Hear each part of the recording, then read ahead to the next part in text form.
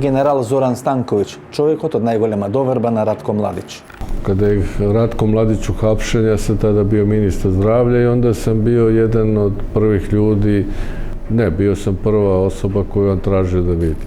За време на преговорите за рамковниот договор во Охрид, албанските политичари индиректно призна дека во Република Македонија живеат по 20% албанско население. Значи, индикативно е тоа што албанската страна инсистираше на 15%. На 15%?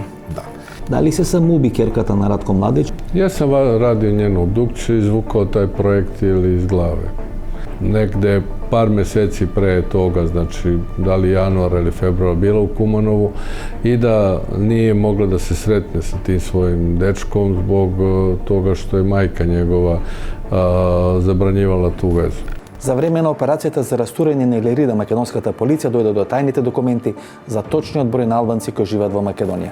240.000. Да, 243.000. Зборувам сега за нивни документи. Значи полициска акција која што фаќа Да, албански. тоа е уште во времето на прогласување на Илирида, ви зборувам сега. Во центар, недела 19 часот и 30 минути.